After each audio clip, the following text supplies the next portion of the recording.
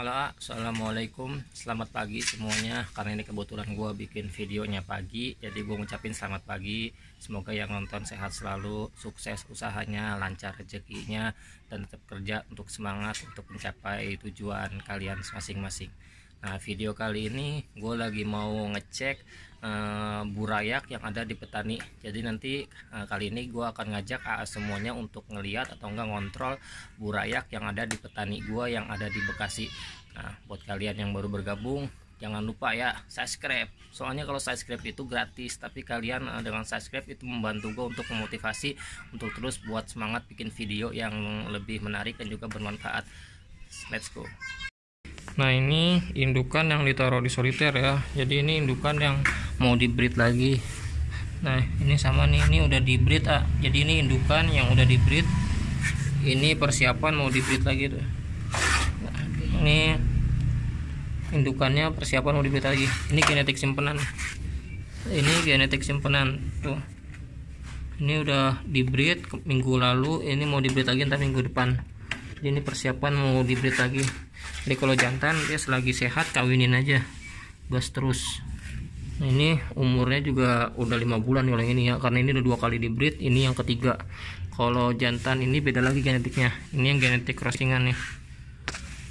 Tuh, warnanya juga kencang ya tuh. Mantap ya itu ya. Nah, ini hillboy beda lagi. Ini sama nih. Genetik crossingan, ini juga sama tuh. Genetik crossingan. Ini indukan semua udah di breed nih. Nah, ini mau di breed lagi. Ini female-nya. Ini female-nya juga mau di breed. Mana female-nya kosong? Nah, ini FCCP mau di breed. Ini female-nya tuh. Ini persiapan mau di breed. Persiapannya mau di breed. Jadi ini biar ngefull lagi telurnya. Ini jantannya. Ini burayakannya. Tuh. Masih burayak rata-rata yang di petani ya, karena kemarin panenannya udah selesai semua, diangkut tuh. Belum kelihatan berminyak. Nah, yang ini kelihatan tuh. Nah, ini burayakannya tuh. Masih kecil-kecil semua. Jadi belum pada panen, masih lama. Kalau yang di belakang itu yang udah gedenya karena dia ditaruh di kolam. Kalau yang ini dia masih burayakannya. Jadi ntar di ember ini pindah ke belakang itu untuk ditaruh di kolam biar cepet gede. Nah, ini kolam pojok, ini yang udah umur sebulan jalan. Jadi ini yang udah agak kasarnya tuh, kalau dilihat lumayan banyak anakannya ya ini. Ini satu kolam beberapa induk ya, tapi dengan catatan sama beda indukannya nanti setelah di umur kawinkan. Jadi ntar ini dikawinin sama anakan kolam yang lain tapi sama genetiknya sama. Tuh, banyak banget. Ini kolam yang paling pojok yang lebih tua. Jadi ini umurnya itu udah sebulan jalan. Kalau yang ini umurnya itu dia lebih mudaan.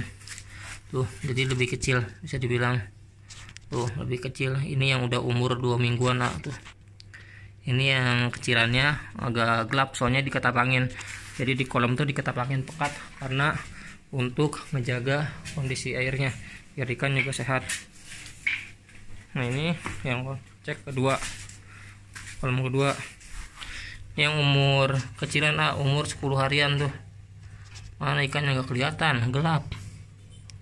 Nih tuh, ini yang umur 10 harian agak gelap tuh. Kalau di petani gue pakai kolam sama ember, tapi kalau di rumah gue itu full pakai ember karena pakai kolam tuh kalian tahu sendiri kan, kolam gue kemarin banyak gue bongkar tuh gara-gara ikannya tuh gagal panen terus karena penyakitnya rentan banget. Nah, ini yang kolam muda juga, jadi yang paling banyak tuh yang pojok sama yang di sini tuh ikannya masih kecil-kecil, jadi belum kelihatan untuk dilihat secara kasarnya. Ini tahapan yang udah notol ke koi. Jadi di sini yang udah notol, baru notol pun langsung dibotolin. Jadi untuk membantu proses mutasinya itu bisa dengan pergantian air sama ketapang. Jadi ini yang baru notol tuh, ikan celok tapi baru notol baru kelihatan koi warna merahnya itu baru langsung dibotolin tuh. Jadi ikan yang udah kelihatan notol langsung dibotolin, langsung dikasih ketapang.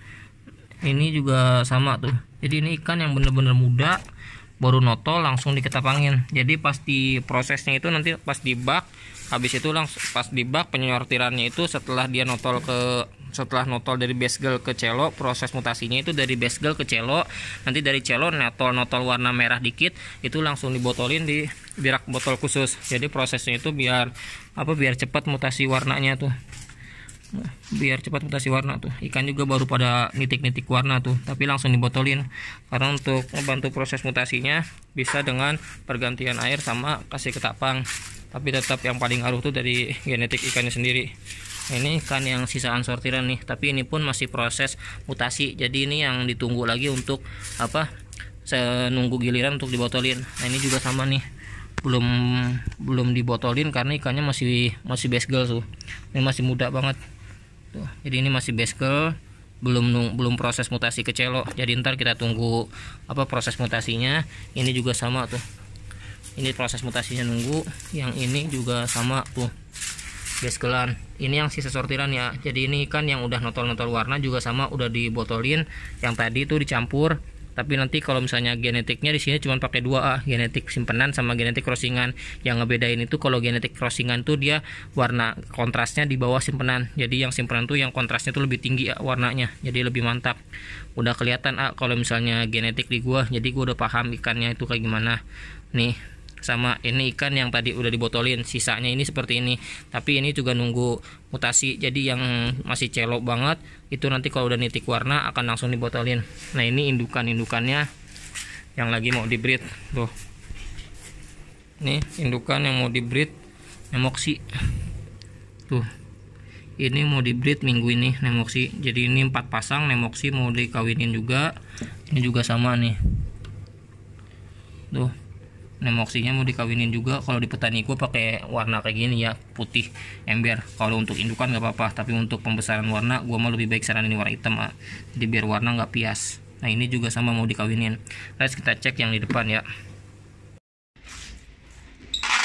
Nah, ini Nemoxy nih.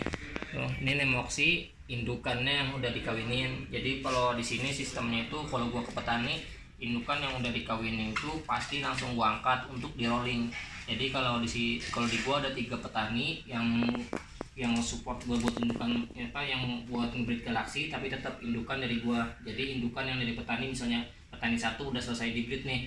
Nah, itu akan gua angkat langsung gua drop ke petani kedua. Jadi biar biar petani itu tiap minggunya itu ngebreed. Jadi gimana caranya setiap petani itu ngebreed minimal tuh seminggu sekali itu 5 pasang atau enggak 10 pasang. Jadi ke depan stok aman, indukan juga gue yang nyetingin. Jadi petani tinggal ngebreed ikannya.